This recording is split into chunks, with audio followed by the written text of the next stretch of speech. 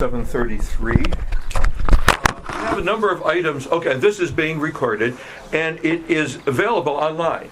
If you go to the village website and look at the meetings, you will see a link to it. And the sound recording is actually pretty good. I've been surprised at hearing members of the audience, residents speaking, as well as council members. So we're going to start. There are a few items that we have to introduce and pass today, certain resolutions to get the timing right, having to do with our budget and taxes.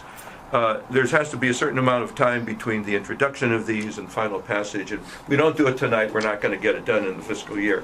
So the first item is it's a resolution to approve levying a tax on certain real and personal property under the provisions of Section 6-203 of the tax property article of the code. What this does is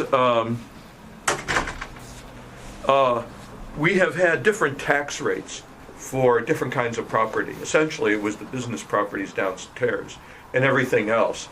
And this involved, since the county will only collect the standard tax rate, they wouldn't do any of the collections on that.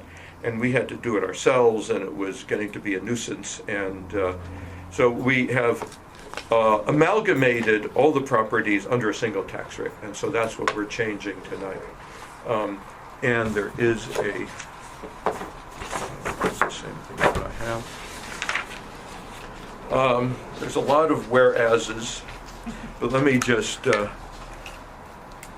I said already what it was, to essentially approve a single tax rate on real and personal property.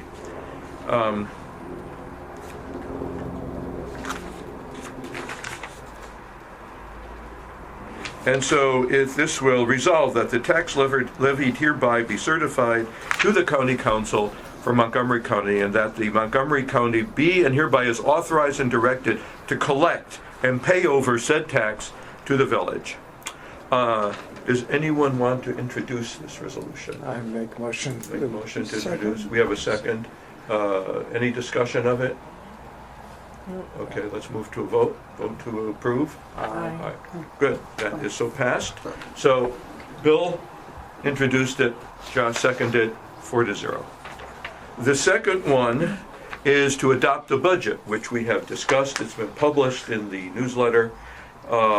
And this has to be done, it has to be passed by May 15th. Our meeting will be on May 14th, where we will have the final. This is the introduction, right? We're not adopting it tonight. Right, no, we're not adopting it. It has to be introduced, and then there's a certain length of time. That's why we're doing it tonight, to give the appropriate amount of time. So this is the budget for the fiscal year beginning July 1st, 2015. It's fiscal year 2016. And where is the operative? There's a lot of whereases in here. Now, therefore, the village council does hereby adopt the foregoing ordinance, be it ordained and ordered, acting given by the Maryland Code and the village charter, that the attached budget be and is hereby adopted. And we have, as I said, we discussed that several times in the council. And it has been published, and we have not heard a single word either for or against it. So, does somebody want to introduce this again? Bill is introducing it, Josh seconding. All in favor? Aye. Aye. It has hereby passed. And so that was fast. And so we move to the next items. The next and final item will be the selection of a member, the appointment, I always have to get the right language here, the appointment of a member to the Election and Ethics Committee. But before that, we will have time for residents' comments. If you have anything to say, I introduce your name and street. Yes, sir. Steve Schmall, Summit Avenue. And I have two comments that are in totally different areas. Okay. The first one has to do with the action that you're going to take in closed session. Appointment of one or more people to the Elections and Ethics Committee. I have sent to the members of the council an email on the subject, but I don't believe that puts me officially on record. And therefore, at least I will want to give you a short version of what I said in the email, in which I made 4 points. The first one is, while I'm not necessarily opposed to having the committee expanded, which is one of the things I understand you're considering, I also haven't really heard any good arguments for doing so. The committee has been comprised of 3 people for years, and one of the things that would concern me is that it's sometimes difficult enough to get the committee assembled so they can do their work. You add 2 people to the committee and you make that much more difficult, especially with people living complex lives.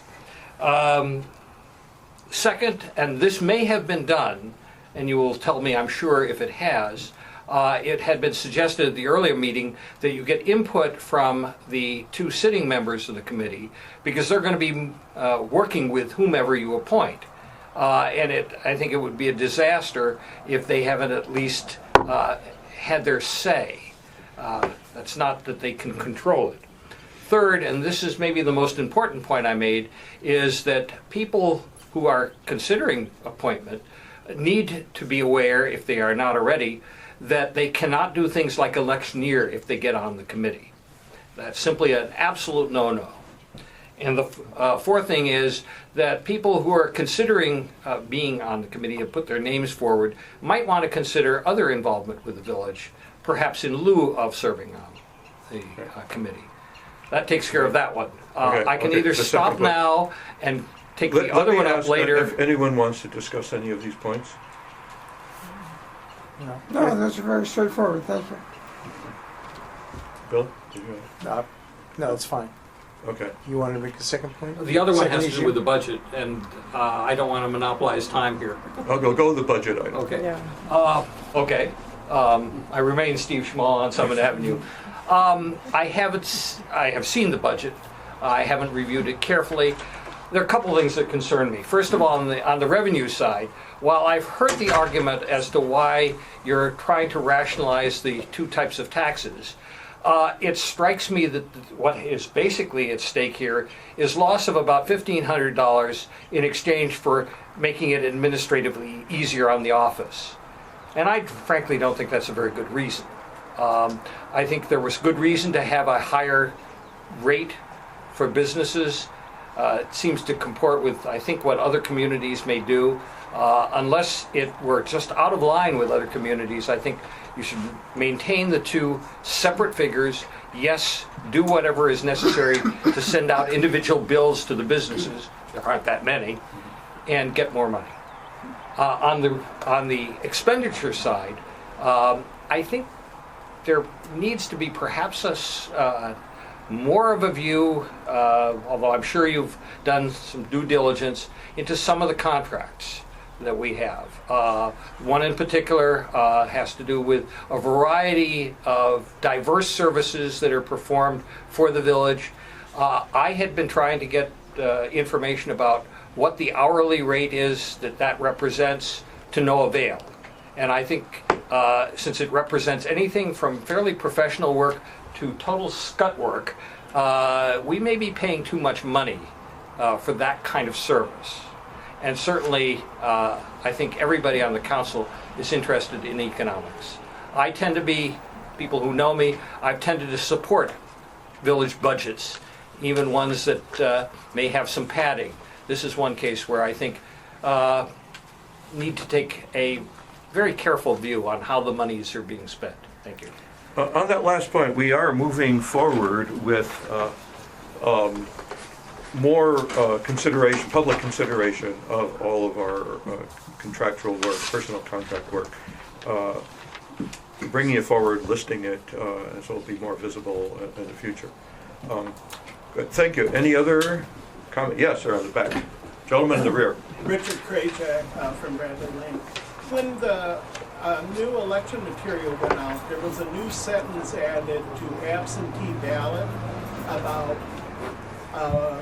residents who temporarily reside outside the village can request ballots in person at the village, from the village manager. I hadn't seen that before.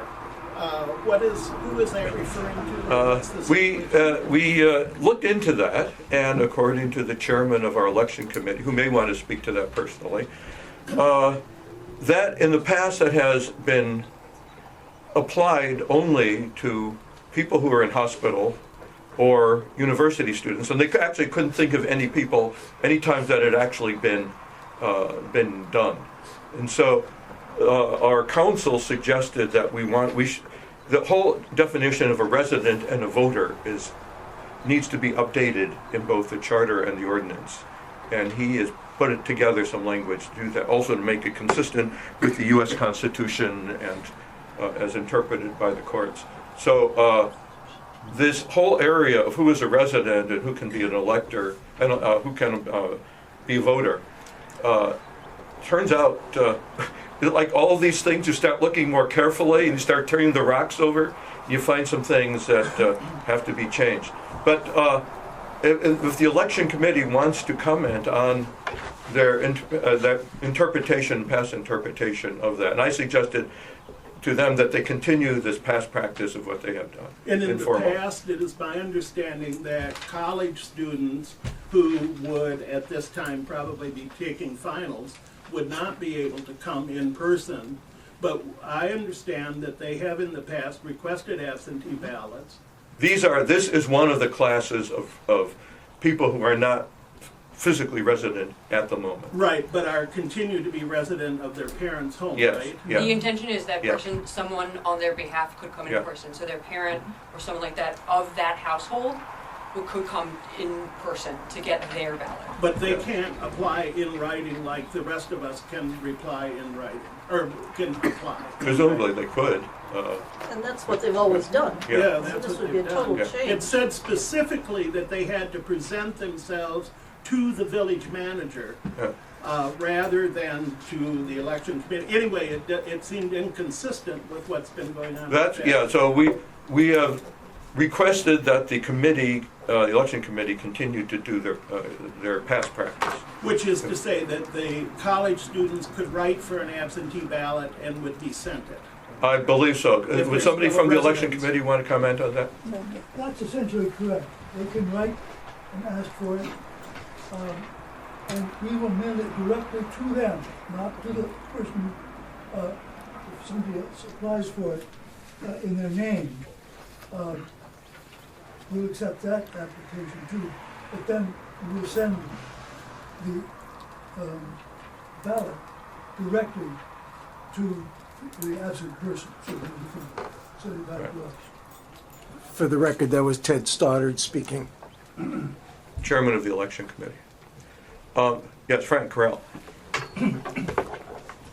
Mr. Chairman, I think Ted is essentially correct, but going back to my own 7 years on the elections committee, we have always been prepared to accept the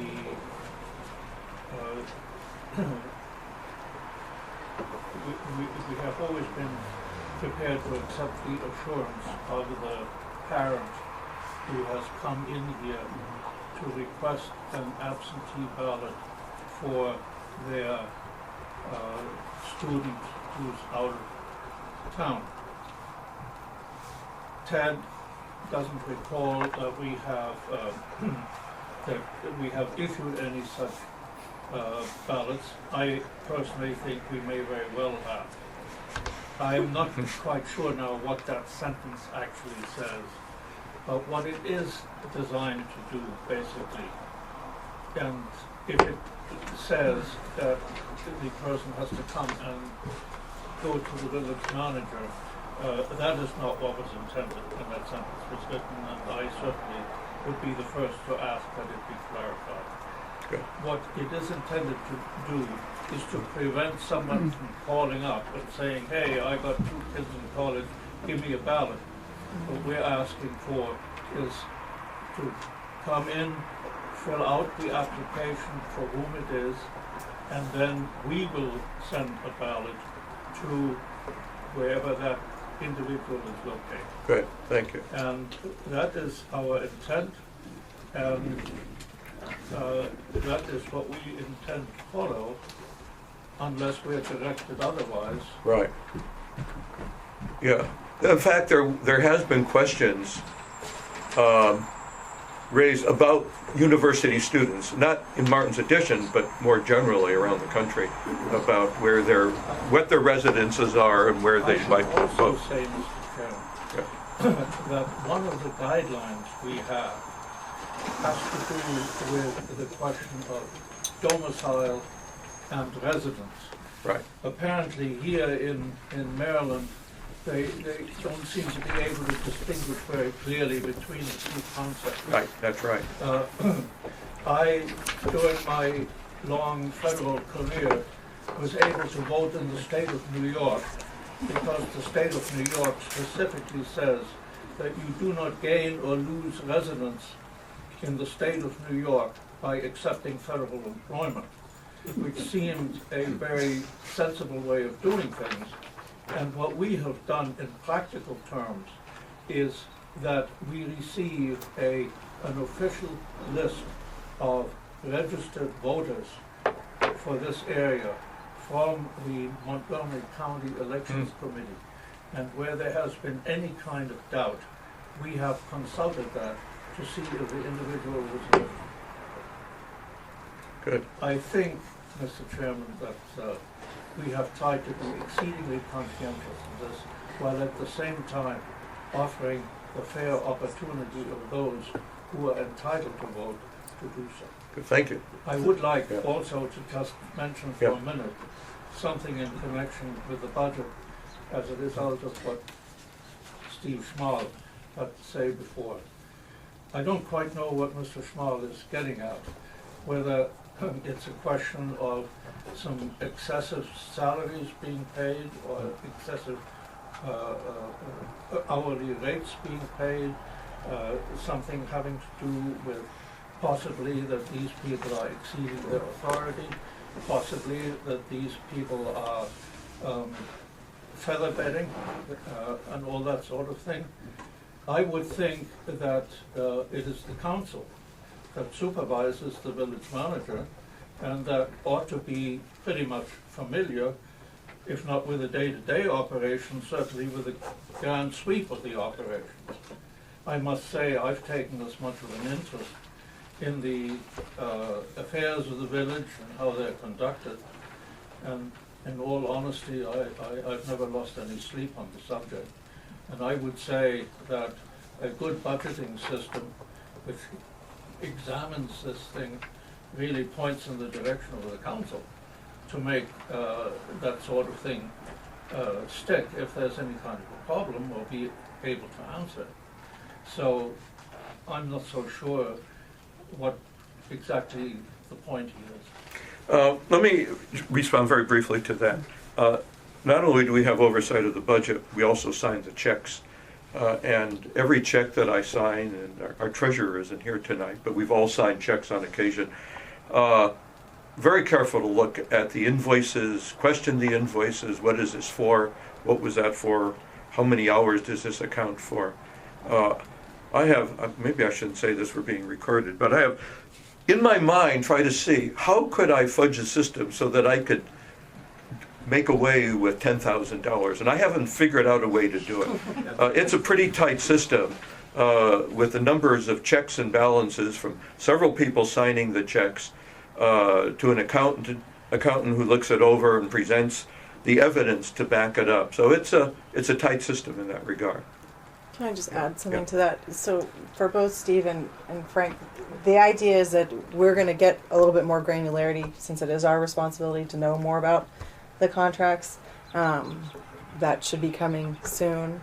And then that way, our role is oversight of a management of the village manager, her role in managing the contracts. It's all very clear, but it's laid out there in a way that, if a resident wanted to come in and say, what are the contracts that exist? How do things happen in the village? It'll be there and available for people to see. Let's get some new, yes. Anita DeFanis from Bradley Lane. I just want to be sure that I understand this voting for students. And I think Mr. Carell said that if there's a question, you'll look at the voting lists from Montgomery County or wherever, and yet we don't have a requirement in the village No. that you register to vote. So that voting list isn't going to help when you've got a student who says, I live on Bradley Lane, but That- they're not on the rolls of That's, I'll let them speak, but the ordinance says that a resident may vote. There's no citizen requirement, Right. just an age and residency. Right. So you might, Ted or Frank, do you want to talk about how you use the voting rolls to assist you in your work? We have the voting rolls as a sort of a tool if it is needed. And the only time that we really need to refer to that is, on the one hand, when actually an absentee ballot comes in for somebody where there isn't a prima facie case that this individual should be voting. And secondly,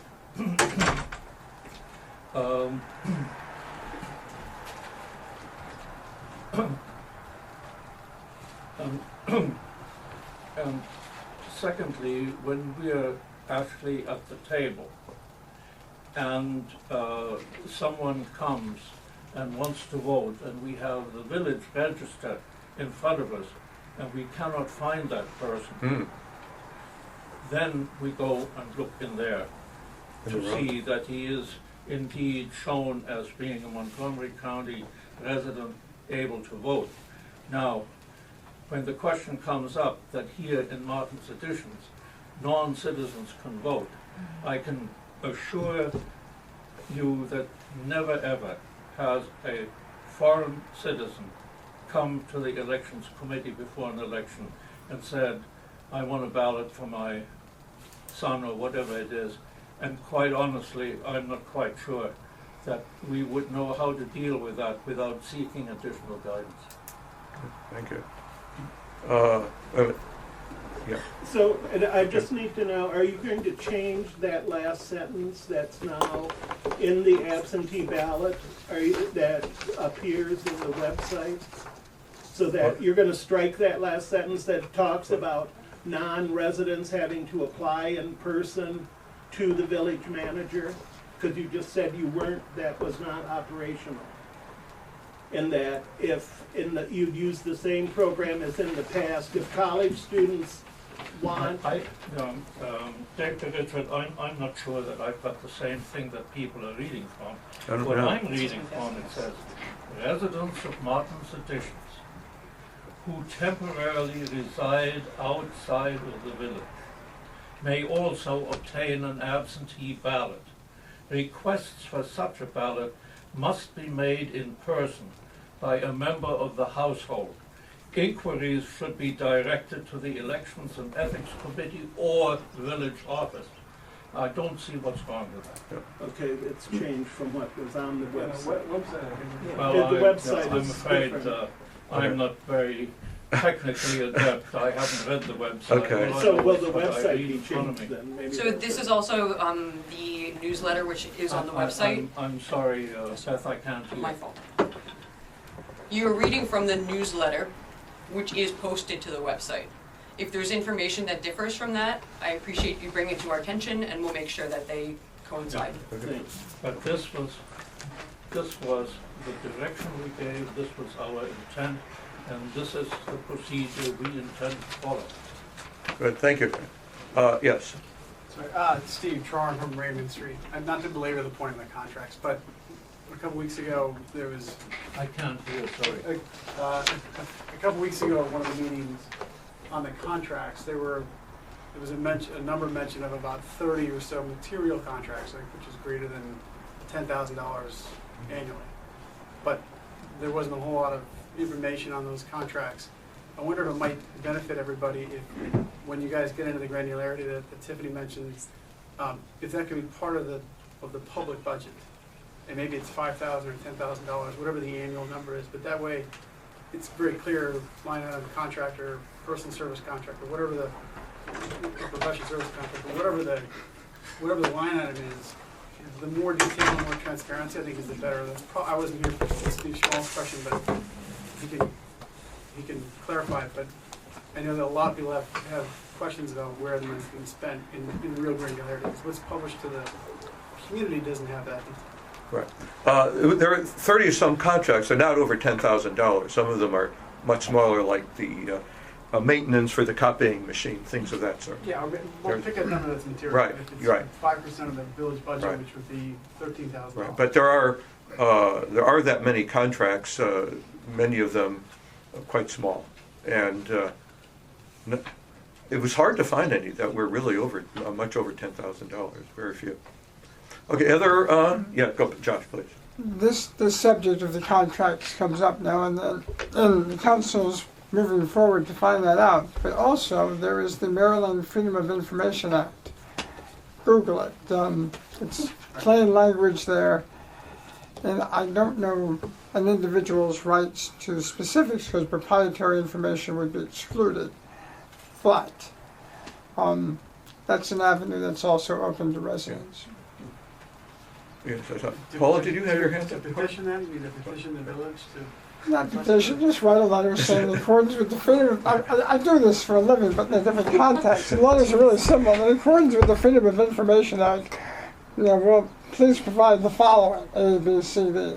It's not, As long as it's published to everybody, that would be wonderful. yeah, but the council's moving forward, but that's also a backstop if you need it. That's good.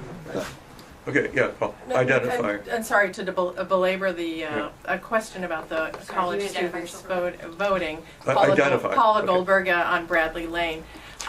In every other realm of the United States, an 18-year-old is of the age of majority, and in seeking medical care, it's not their parent who initiates their medical care. They need to initiate their medical care.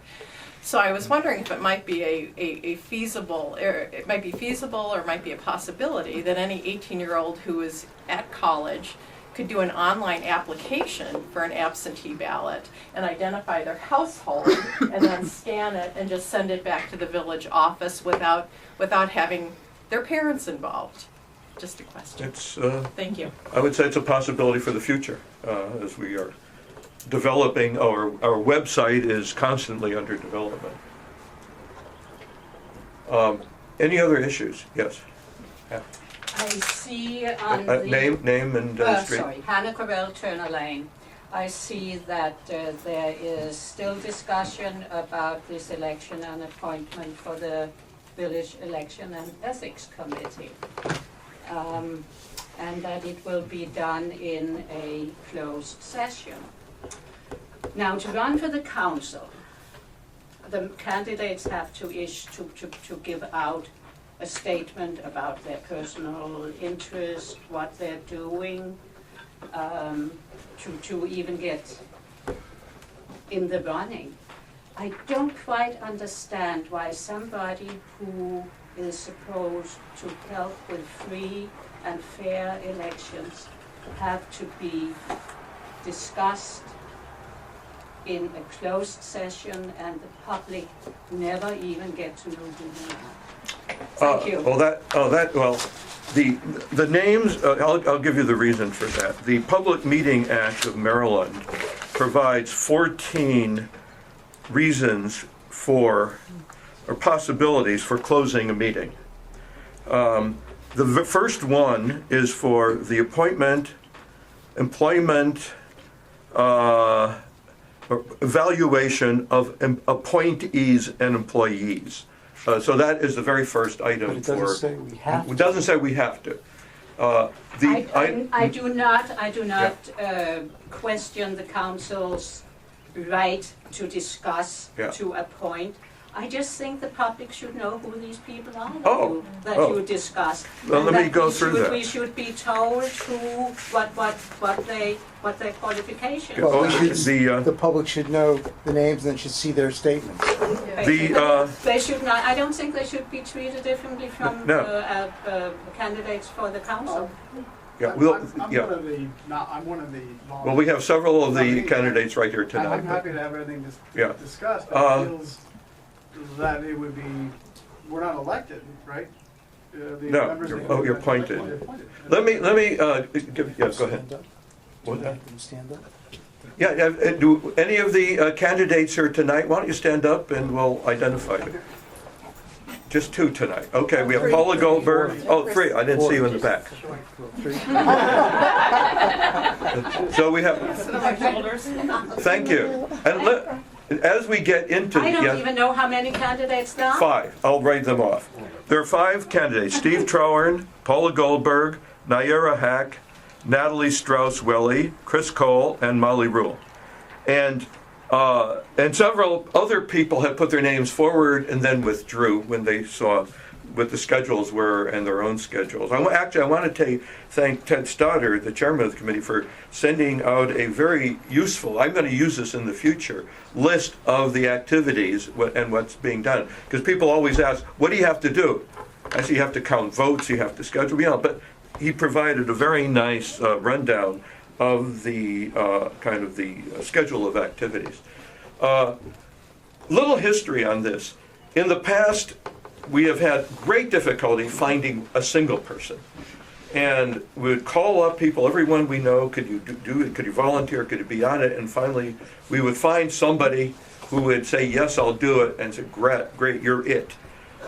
This year, we had, at one point, 7 volunteers putting their names forward as candidates. And we had no procedure, we had no precedent of how to do this in the past. Because it was always a challenge finding one person. And so we were kind of doing this on the fly, coming up with, we asked everybody to submit statements about who they were and why they were on the, why they wanted to be nominated. So that's been the process. It's kind of doing it on the fly, actually. What we're tonight, there's just there's 3 people on the committee, or 3 people. The code specifies exactly 3 people. There's 2 people on there, 1 vacancy. There's going to be disappointed people. But I want to tell you, I particularly have been very interested in the fact that so many people are volunteering to do it. We know your names, we know where you live.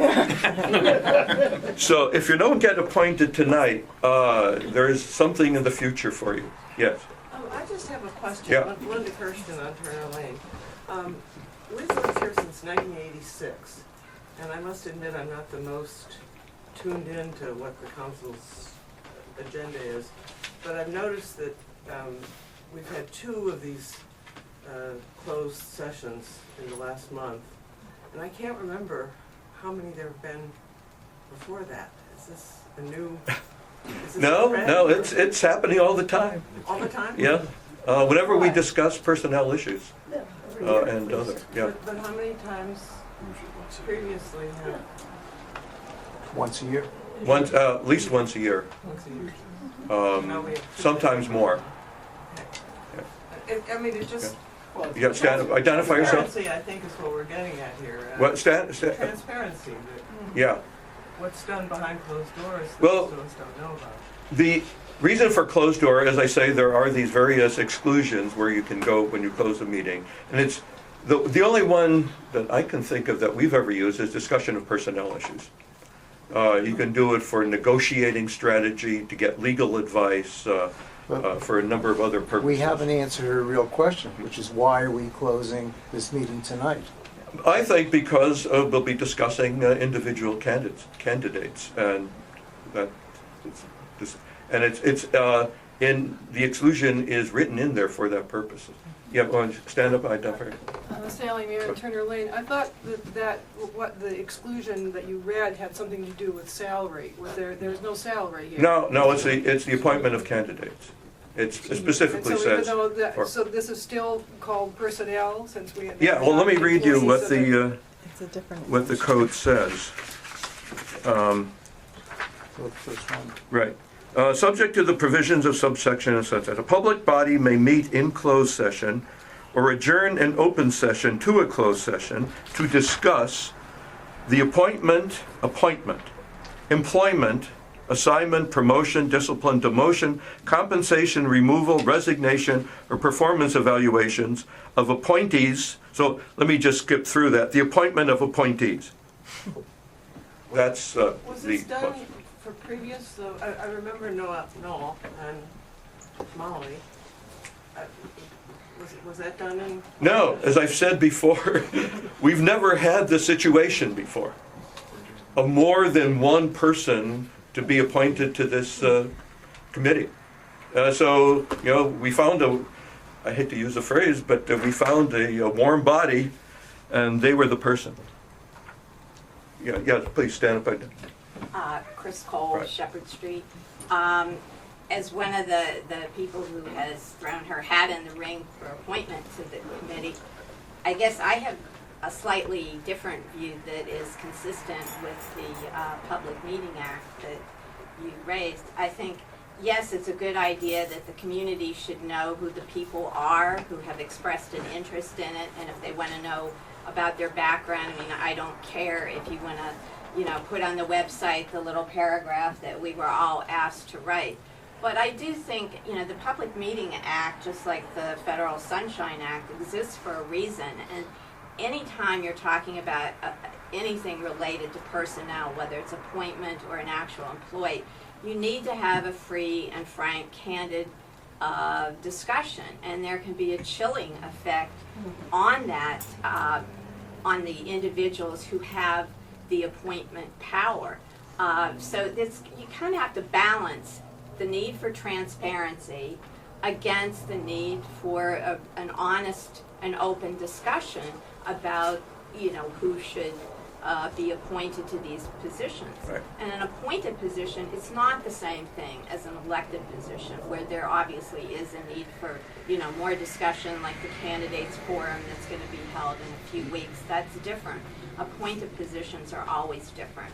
So again, there's a question of a balance there. Thank you. You said it better than I could. Thank you. Ted Stouter. You have to reopen Ted Stouter, Attorney Lane. I've been on this committee for 25 years. Excuse me, Steve. I'm sorry. I've been on this committee for 25 years, and this is the first time that we've ever had an executive session before us. And I regret that, because although we've offered advice, it has never been solicited by the council. The memorandum that Arthur just mentioned was at our initiative. It was asked for by the council. And at this point, I just would like to say, well, I want to defer to Frank. Frank, are you standing? Yeah, you want, should I recognize you? Yeah. Oh, go ahead. No, Frank, why don't you go ahead? Mr. Chairman, I want to begin this by referring back to our meeting of the 19th of March, where once our general council session was coming to an end, you raised the question of whether the Elections and Ethics Committee had overstepped its bounds. And we had a very lively discussion for, I believe, over an hour. And we disagreed quite strongly. And once the session was adjourned, you came over to me and you shook my hand and said, I don't agree with what you say, but thank you for the work you do. And I must say, I found that to be a very moving experience. And I would like to do a little something in return for you tonight, which is to go over this whole business and ask you to consider where this is all leading. Ted Stoddard has referred to the fact that we offered, or we requested, the courtesy of consulting us in the picking of the third member to this committee. We never heard anything. I did see something about an opinion that that wasn't desirable. When the meeting of the 30th of March took place, once again, the question of appointing a third member to the committee was deferred because it was very obvious that there were some real problems from proceeding right at that point.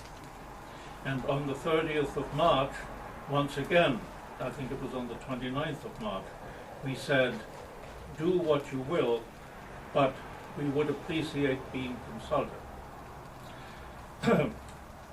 We then saw a document that came out saying that we've had a lot of applications for this position, but we don't have a good way of deciding who to appoint, which quite honestly baffled both Ted and myself, because we would think that people were sufficiently acquainted with what's done at an election. Now maybe I know the nuts and bolts a little bit better, and we do the crap work, if I may say so.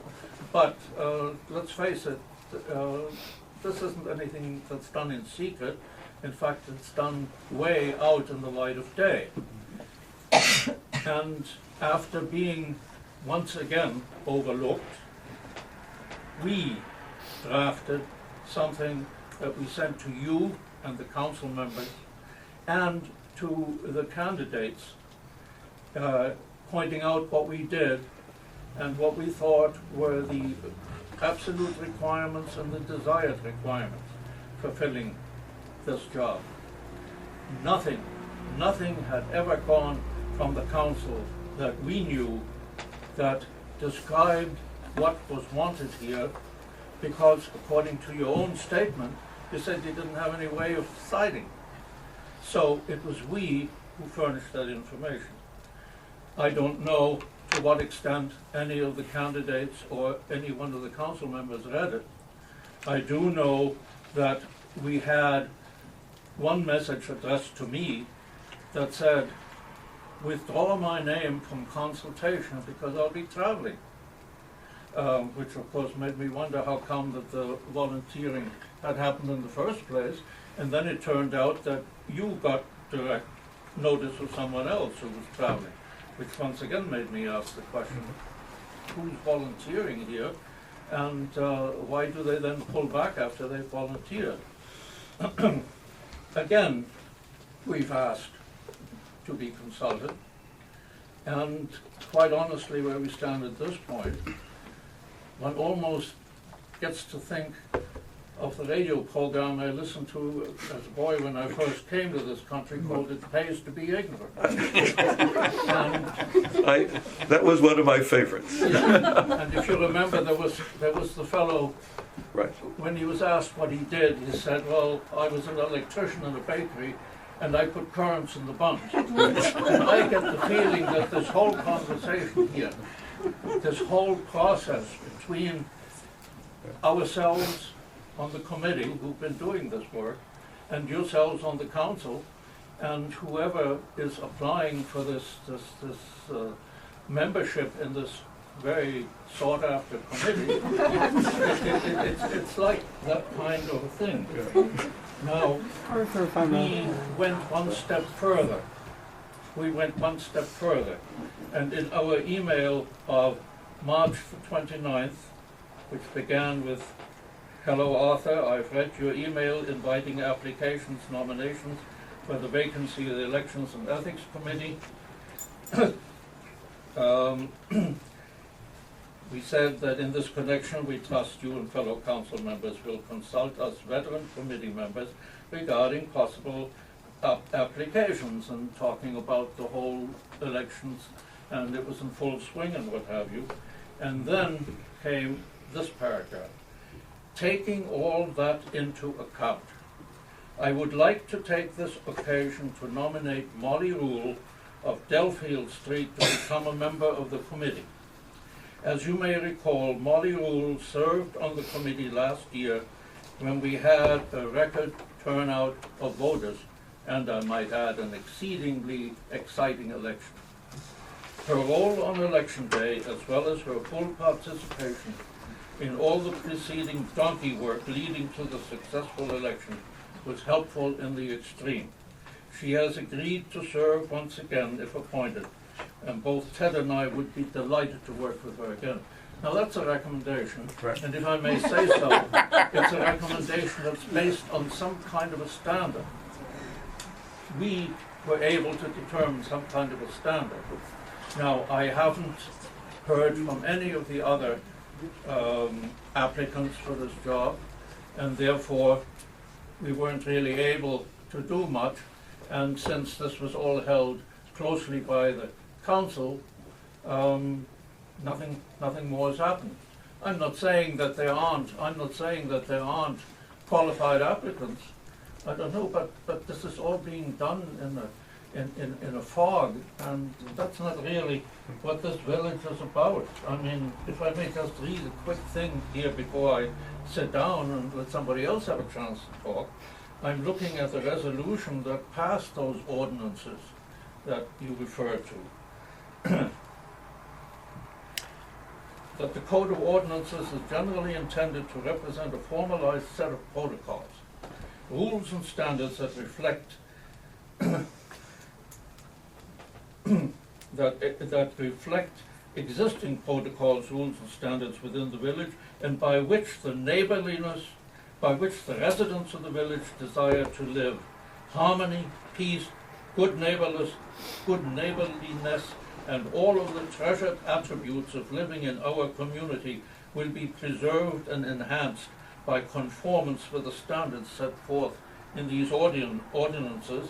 And moreover, later on in that same resolution, it says, we believe that enactment of these ordinances will be viewed by future residents as an important step forward for the community, and trust that future members of the village council will share fully the philosophy expressed in this resolution. I don't think I need to say any more. Okay. Thank you. John. Speak. The village council, by the admission of our chair, has been negligent in not paying enough attention to this critical committee, because the elections and ethics committee really is a type of steering committee for the whole village. They are the ones who preside over the election. They decide the elections. Last election, it was decided by one vote, that in a very large turnout. So it is a critical and it is a very important committee. And the fact that so many people have volunteered to be on the committee, I take as both a chastisement to this council, but also a really a plus for the village, because it means citizens are interested and are participating and do care. And I think that when we go through this and do fill out the committee and get its full membership to 3, I guess that's our total. We will be doing so, keeping in mind that that is really the steering committee and the heart of the village government of Martin Sedition. We're elected by the citizens, and we have appointed power and and all of this. But at the end of 2 years, our term is up, and the interim is fulfilled by the elections committee. And that really is important, if you stop to think about it, is who is presiding, who is in charge, who has authority when nobody has authority. And they do. That's why it's important. Any other council members? I have two things. I just, for everybody, these are 1-year appointments that this is my 3rd year to do this, and 3rd year to have Frank and Ted serving in their appointed positions. And our council the lawyer, our council in that term, has given us guidance on how people can volunteer. So it's not like tonight ends people's ability to engage in the elections process that's coming up right now, and that's going to be time and labor consuming. So I worry that people will walk out tonight and say, okay, we're done, but there's Sorry. time. There is the ability to continue participating Right, and after volunteering. tonight. And one other thing, as we got into this and had to look at the charter and the ordinance, we found some not inconsistencies, but areas where the charter says at least 3 members will be on the committee. The ordinances say exactly 3 members. We will be proposing changes to the ordinance to make it consistent with the charter, at least 3. And since we've had so much interest, we could easily add more people to the committee, but this will be after the ordinance passes. It takes time to introduce it, takes time to a certain amount of legally required time. So if you don't get appointed today, it doesn't mean that we're forgetting about you. The future can be bright, and we would, I personally, I will follow up something that Steve said. One of the reasons I would have for enlarging it is to draw in more participation, get people more involved. And it's something that we keep looking for ways to do, and this is an obvious way to do it. And it's just because the ordinance limited to 3 people right now that our hands are tied. And so there's only going to be selection of a single person. Any other comments from the floor? Yes. I'm just wondering, is it possible? Name and Sorry, street. I'm sorry, Alyssa Bean, Turner Lane. I'm just wondering, is it possible for us, for the residents to hear the bios that were submitted this evening before you go into closed session? Yeah, sure. Can we run them off and distribute them now? Yeah, that's a good idea.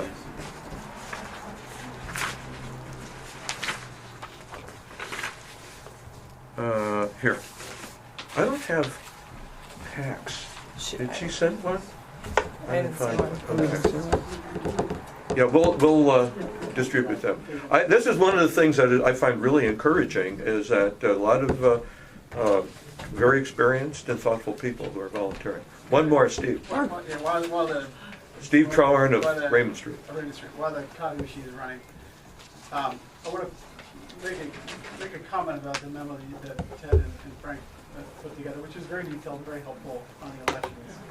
I think a great template for how they should run. It didn't have anything on the, I think, the ethical side, and as the Elections and Ethics Committee would imply, they probably should have some element of ethical. It's in the charter.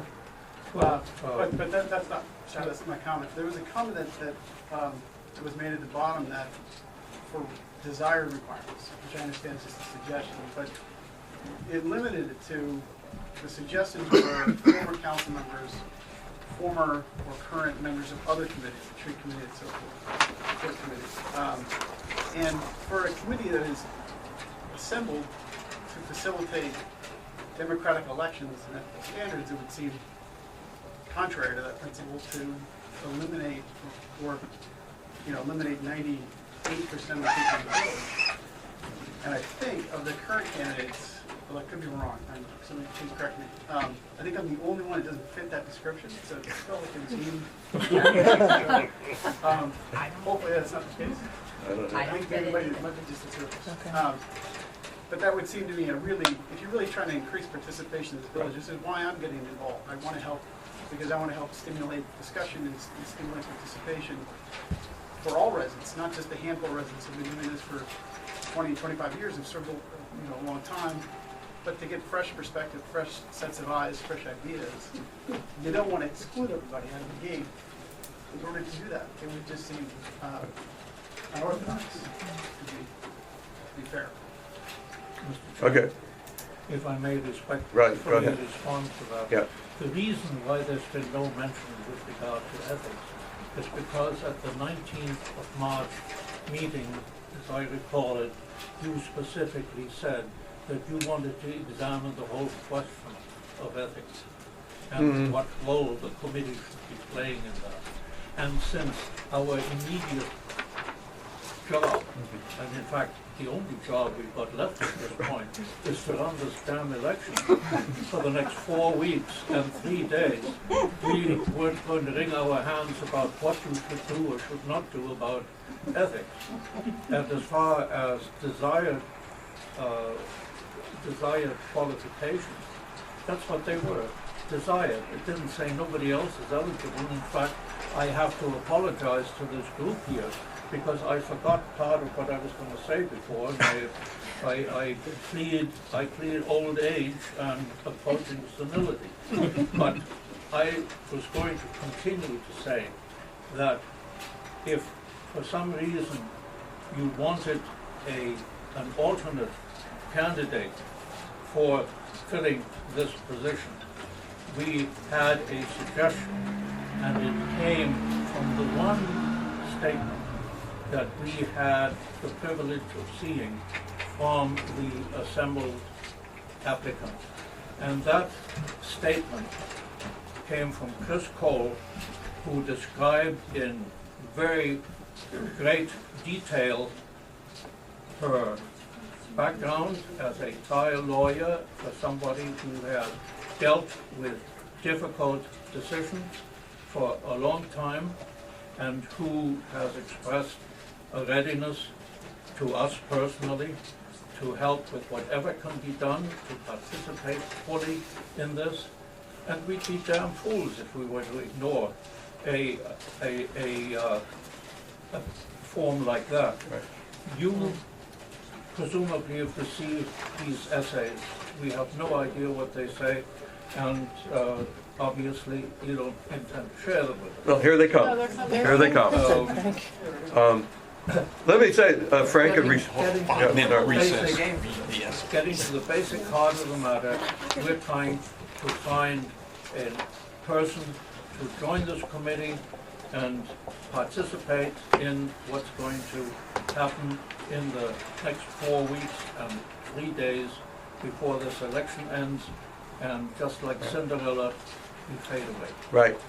Last thing, Frank, Yeah. your memo, Frank and Ted, you guys asked if anybody's read it. I have it. Can't hear a word. I have your memo. You asked, you didn't know, you said you didn't hear anything from the council members. Yeah. I read it. I'm sorry. I've got, I told you I'm seeing.